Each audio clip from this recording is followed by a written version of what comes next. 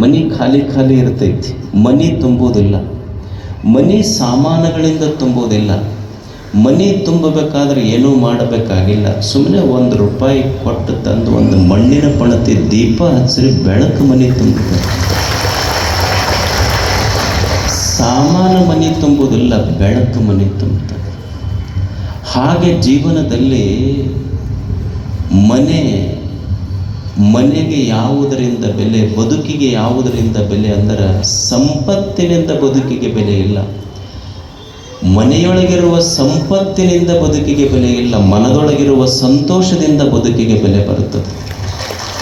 ಸಂತೋಷ ಇರಬೇಕಾಗ್ತದೆ, ಸಮಾಧಾನ ಇರಬೇಕಾಗ್ತದೆ. ಅದು ಬದುಕಿಗೆ ಬೆಲೆ ತಂದು ಕೊಡ್ತದೆ.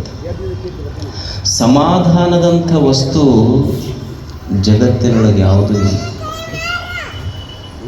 ಈಗ ಯುವಕರು ಇರ್ತಾರೆ, ಅವು ಹುಡುಗರು ಏನಂತಿರ್ತಾವಂದ್ರೆ ಮನ್ಯಾಗ, ನಮ್ಮ ಅಪ್ಪಂದು ಬಹಳ ಕಿರಿಕಿರಿ ಆಗೈತ್ರಿ, ಬರೇ ಬೈತಾನ, ಸಮಾಧಾನ ಇಲ್ಲ ನಮಗೆ ಅನ್ನೋದಿಲ್ಲ. ನಮ್ಮ ಅಪ್ಪಂದು ಭಾಳ ಕಿರಿಕಿರಿ ಆಗೈತಂತ ಹುಡುಗರು ಅಂತಿರ್ತಾವೆ. ಹೊಂದಾಣಿಕೆ ಸ್ವಲ್ಪ ತಪ್ಪದ.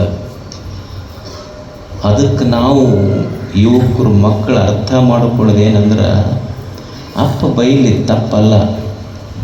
ಜೀವನ ಪೂರ್ಣ ಆಗಬೇಕಾದ್ರೆ ಅವ್ವನ ಜೋಗಳಕ್ಕೆ ಎಷ್ಟು ಬೆಲೆ ಐತಿ, ಅಪ್ಪನ ಬೈಗಳಕ್ಕೂ ಅಷ್ಟೇ ಬೆಲೆ. ಎರಡೂ ಕೂಡಿದ್ರೆ ಜೀವನ ಪರಿಪೂರ್ಣ.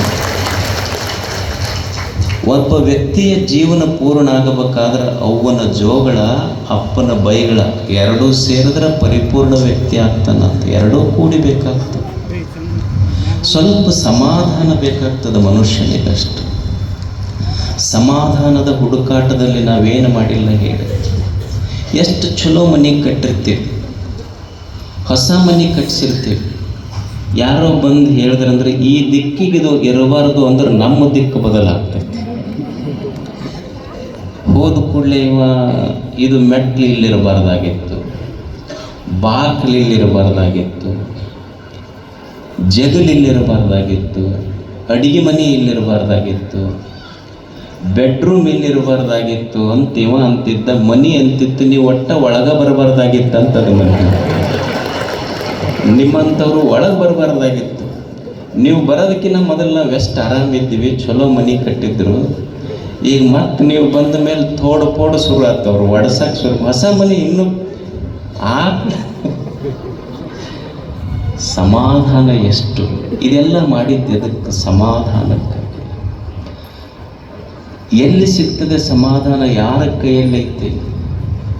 ಎಲ್ಲೋ ಹೊರಗಿನ ವಸ್ತುಗಳಿಂದಲ್ಲ, ಎದೆಯಾಗಿರ್ತೈತೆ ಸಮಾಧಾನ. ನಮ್ಮ ಕೈಯಾಗಿರ್ತೈತೆ ಅದು ಅಷ್ಟೆ. ಈಗೊಂದು ಕಲ್ಲು ಇರ್ತೈತೆ, ಕಲ್ಲು ಒಂದೇ ಕಲ್ಲ ಒಬ್ಬ ಸುಮ್ಮನೆ ಕಲ್ಲು ಒಡೆಯವನ ಕೈಯಾಗ ಸಿಕ್ಕಿತು ಅಂದ್ರೆ ಅದೇ ಕಲ್ಲ ಕಂಕರ ಆಗ್ತೈತಿ.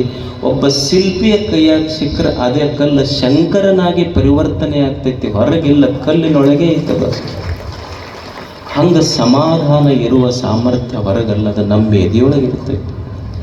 ಅದಕ್ಕೆ ಮನುಷ್ಯನ ಜೀವನದಲ್ಲಿ ಅತ್ಯಂತ ಅಮೂಲ್ಯವಾದ ವಸ್ತು ಏನಾದರೂ ಇದ್ದರೆ ಅದು ಸಂತೋಷ, ಸಮಾಧಾನ ಭಾಳ ಮುಖ್ಯ. ಹೌದ್ರಿ, ನಾವು ಇರ್ಬೇಕಂತೀವಿ, ಖರೆ ಅದು ಇಡಗೊಡುವಲ್ದಲ್ಲ ನಮಗೆ. ಯಾರಿಗಿಲ್ಲ ಹೇಳಿ? ನಾವು ಸಮಾಧಾನ ಇರ್ಬೇಕಂತೀವಿ, ಸಂತೋಷನೇ ಇರ್ಬೇಕಂತೀವಿ. ಎದಕ್ಕರ ಶುರು ಆಗ್ತೈತಿ ಮನ್ಯಾಗ? ನಮ್ಮ ಸಮಾಧಾನ ಯಾಕೆ ತಪ್ಪಿತು? ಸ್ವಲ್ಪ ವಿಮರ್ಶೆ ಮಾಡ್ಬೇಕಲ್ಲ. ನಮ್ಮೆಲ್ಲರ ಇಚ್ಛೆನೂ ಐತಿ ಸಮಾಧಾನ ಇರಬೇಕು, ಸಂತೋಷವಾಗಿರ್ಬೇಕು, ಮನ್ಯಾಗ ನೆಮ್ಮದಿಯಾಗಿರ್ಬೇಕು ಅಂತ ಇಚ್ಛೆ ಐತಿ. ಆದರೆ ಸಮಾಧಾನ ತಪ್ಪುತ್ತಲ್ಲ, ಎಲ್ಲಿ ತಪ್ಪುತ್ತಿದ್ದು ಮನುಷ್ಯಾಗ? ಯಾಕೆ ಸಮಾಧಾನ ಕಳ್ಕೊಂಡ ಮನುಷ್ಯ? ಸಂತೋಷ ಯಾಕೆ ಹೋತು ಅಂದ್ರೆ, ಮನುಷ್ಯನಿಗೆ ದುಃಖಕ್ಕೆ ಮೂಲ ಕಾರಣ ಏನು ಅಂದ್ರೆ, ನಾ ಏನಂತೀನಿ ಅಂದ್ರೆ, ಎಲ್ಲವೂ ನನ್ನಿಚ್ಛೆಯಂತೆ ನಡಿಬೇಕು ಅಂತ ನಾನು ಅನ್ಕೊಂತೆ. ನಮ್ಮ ಮನ್ಯಾಗ ಏನಾಗಿರಲಿ, ನಾ ಹೇಳ್ದಂಗೆ ಎಲ್ಲರೂ ಕೇಳ್ಬೇಕು, ಅಥವಾ ನನ್ನ ಇಚ್ಛೆಯಂತೆ ನಡಿಬೇಕು ಅಂತ ನಾವು ಅಂತೀವಿ. ಆದ್ರೆ ಹಂಗಿಲ್ಲ. ಇದು ಜಗತ್ತಿನೊಳಗೆ ನನ್ನಿಚ್ಛೆಯಂತೆ ಎಲ್ಲವೂ ನಡೆಯುವುದಿಲ್ಲ. ಜಗತ್ತಿನೊಳಗೊಂದು ನಿಸರ್ಗದ ಇಚ್ಛೆ ಐತಿ, ಅದರೊಳಗೆ ಅದಕ್ಕೆ ನಾವು ಹೊಂದ್ಕೊಂಡು ಬದುಕಬೇಕಾಗ್ತೈತಿ. There is a conflict between my will and the will of this nature. ನನ್ನಿಚ್ಛೆ ಮತ್ತು ದೈವೇಚ್ಛೆ, ನನ್ನಿಚ್ಛೆ ಮತ್ತು ದೈವೇಚ್ಛೆಗಳ ಮಧ್ಯೆ ನನ್ನ ಅಂತರಂಗದೊಳಗೊಂದು ಯುದ್ಧ ನಡೆದೈತೆ. ಹೊರಗಿಲ್ಲ ಯುದ್ಧ ಅನ್ನೋದು ಒಳಗೆ ನಡೆದೈತೆ. ನಾ ಏನಂತೀನಿ, ನನ್ನ ಇಚ್ಛೆಯ ಪ್ರಕಾರ ಎಲ್ಲ ನಡಿಬೇಕಂತ ನಾ ಅಂತೆ. ಆದರೆ ನಿಸರ್ಗದ ಇಚ್ಛೆ ಹಂಗಿಲ್ಲ. ಈಗ ಒಂದು ಬಸ್ ನಡೆದೈತೆ, ಬಸ್ನ್ಯಾಗ 50 ಮಂದಿ ಕುಂತಿರ್ತೀವಿ. ಬಸ್ನ್ಯಾಗ ಕುಂತವ್ರೆಲ್ಲರೂ ನನ್ನ ಇಚ್ಛೆ ಪ್ರಕಾರ ನಡಿಬೇಕಂತ 50 ಮಂದಿ ಅಂದ್ರೆ ಬಸ್ ಎಲ್ಲರ ಊರು ಮುಟ್ಟಕ್ಕೆ ಸಾಧ್ಯ ಐತೆ? ಇಲ್ಲ.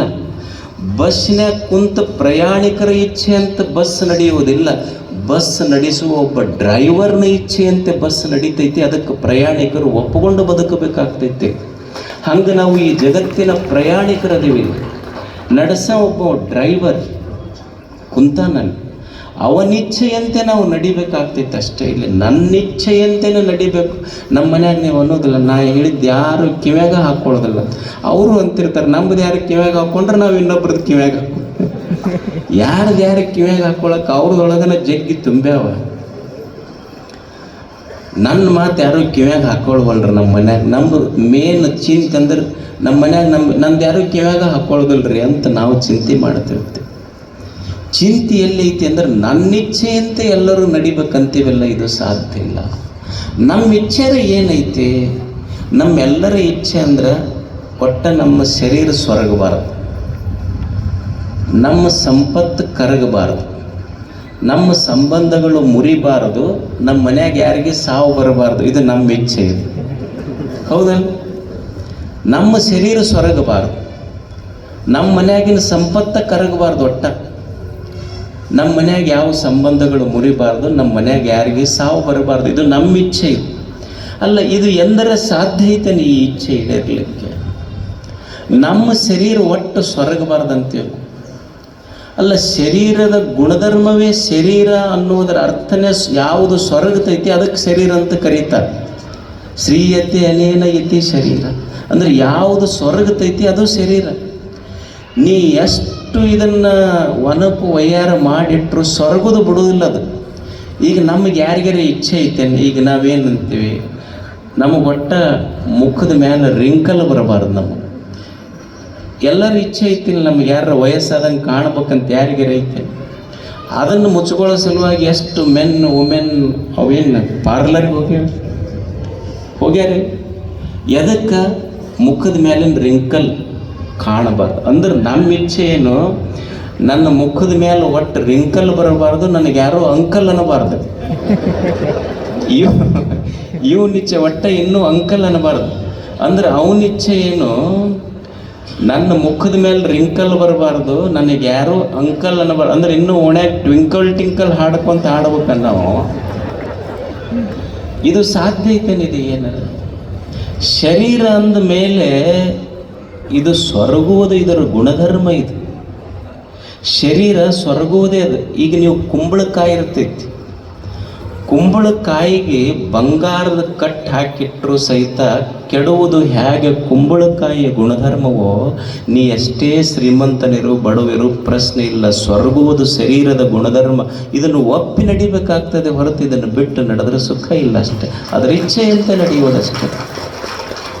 ನಾವು ಅಂತಿರ್ತೀವಿ ನಮ್ಮ ಒಟ್ಟು ತಲೆಯಾಗಿನ ಕೂದಲು ಬೆಳಗಾಬಾರದು ನೋಡಿ ಅಂತೀವಿ. ಇಲ್ಲ ಅಲ್ಲ, ಅದು ಹಂಗೆ ಸಾಧ್ಯ ಐತೇನೆ. ನಾವು ಎಷ್ಟರ ಕಲರ್ ಹಚ್ಚಿರಿ, ನೀವು ಎಷ್ಟು ಕಲರ್ ಬಣ್ಣ ಡೈ ಹಚ್ಚಿದ್ರು ಅದು ಹಚ್ಕೊಂಡು ಬಣ್ಣ ಅಂತೀರಿ. ನೀ ಹಚ್ಕೊಂಡು ಓಣ್ಯಾಗ ಎಷ್ಟರ ಮೆರಿ, ನಾ ಇರೋ ಮಟ್ಟ ಚಂದ ಐತಿ, ನಾ ಬೈಲಾದ್ಮೇಲೆ ನಿನ್ನ ಬಣ್ಣ ಬೈಲಿಗೆ ಬರ್ತೈತಿ. ಸಾಧ್ಯ ಐತೇನ? ಅದು ಏನಾರ ಒಪ್ಪಿ ಬದುಕಬೇಕಾಗ್ತದೆ. ಈಗ ನೀವು ಊಟ ಮಾಡ್ತೀರಿ ಮನ್ಯಾಗ, ಮೊದಲ ರೊಟ್ಟಿ ಉಣ್ತೀರಿ, ಹೋಳಿಗೆ ಉಣ್ತೀರಿ, ಹುಗ್ಗಿ ಉಣ್ತೀರಿ, ಕೊನೆಗೇನು ಉಣ್ತೀರಿ? ಅನ್ನ ಉಣ್ತೀರಿ. ಅನ್ನ ಹೆಂಗಿರ್ತೈತಿ? ಬೆಳ್ಳಗಿರ್ತೈತಿ. ಅಂದ್ರೆ ಬೆಳೆ ಅನ್ನ ಉಣ್ಣಾಕತ್ತಾರಂದ್ರೆ ಊಟ ಮುಗ್ಯಾಕ ಬಂದೈತೆ ಅಂತ ತಿಳ್ಕೊಳ್ಳೋದು. ತಲೆಯಾಗ ಬೆಳೆ ಕೂದಲು ಬಂದ್ರೆ ಜೀವನನೂ ಮುಗ್ಯಾಕ ಬಂದೈತೆ ಅಂತ ಒಪ್ಪಿ ಬದುಕೋದಿಲ್ಲ ಅಷ್ಟೇ. ಇದನ್ನು ಬಿಟ್ಟು ಬೇರೆ ಏನೂ ಇಲ್ಲ ಈ ಜಗತ್ತಿನಲ್ಲಿ.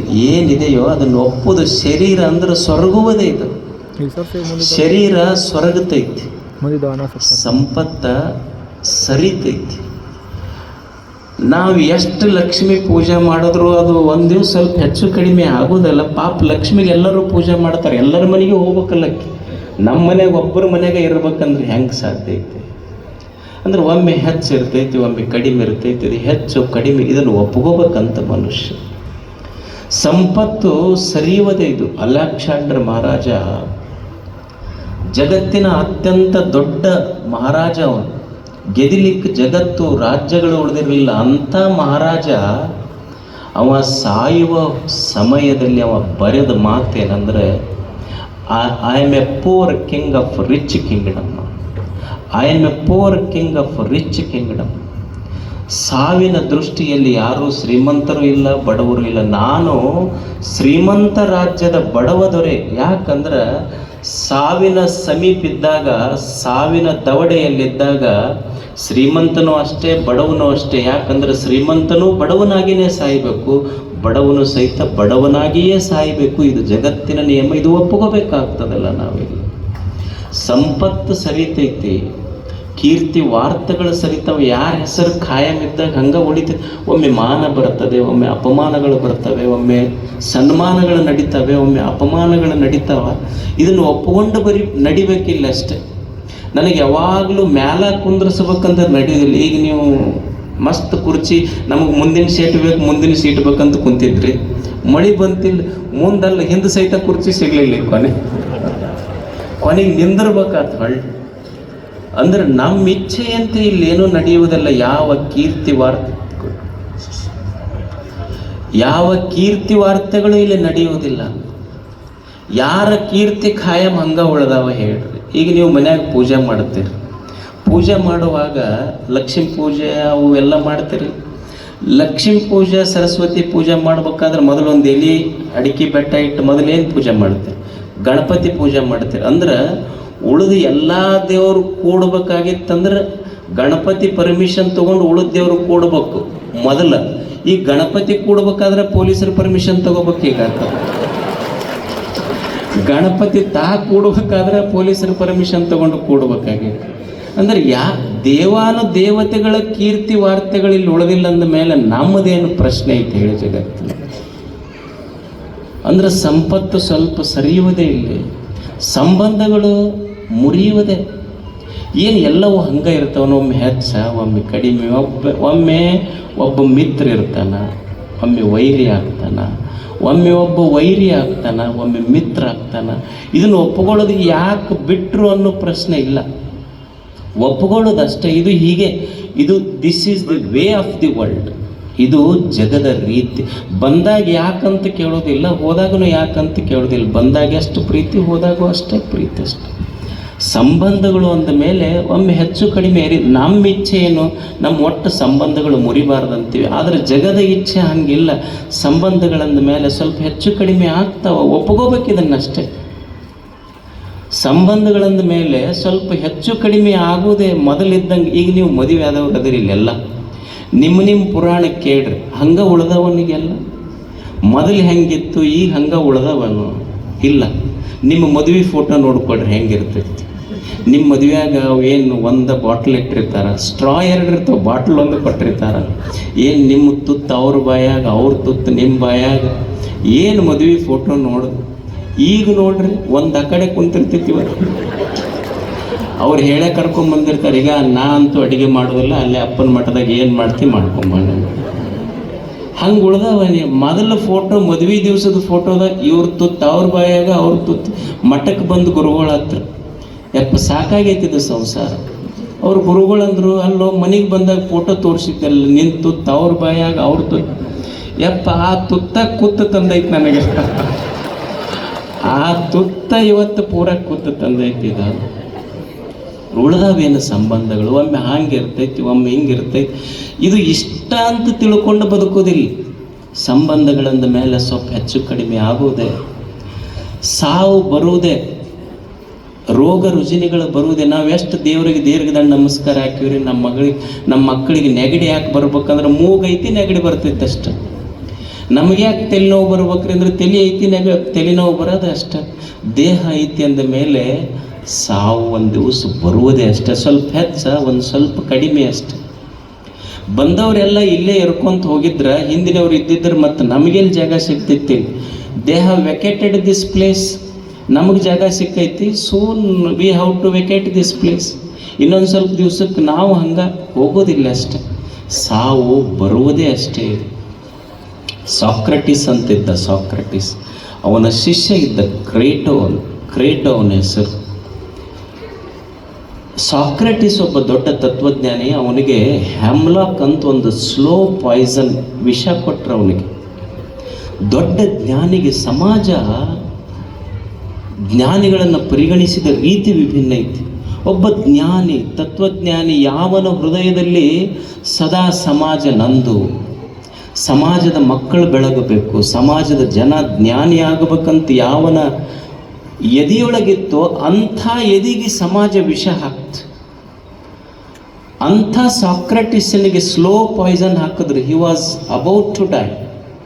ಅವನು ಈಗೋ ಆಗೋ ಸಾವಿನ ಗಳಿಗೆಯಲ್ಲಿದ್ದರು. ಅವನ 100 ಶಿಷ್ಯರು ಅಳುತ್ತಿದ್ದರು, ನಮ್ಮ ಗುರು ಸಾವಿನ ಹೆಬ್ಬಾಗಿಲನ್ನು ತಟ್ಟಲಿಕ್ಕೆ ಹೊಂಟಾನಲ್ಲ. ಅವನೊಬ್ಬ ಶಿಷ್ಯ ಕ್ರೇಟೋ ಕೇಳ್ತಾನೆ. ಶಿಷ್ಯರು ಅಳುತ್ತಿದ್ರು, ಸಾಕ್ರೆಟಿಸ್ ಗುರು ನಗುತ್ತಿದ್ದ. ಸಾವಿನ ಹೊಸ್ತಿಲಲ್ಲಿದ್ದಾಗ್ಯೂ ಸಹಿತ ಇವ ನಗುತ್ತಿದ್ದ, ಶಿಷ್ಯರು ಅಳುತ್ತಿದ್ರು.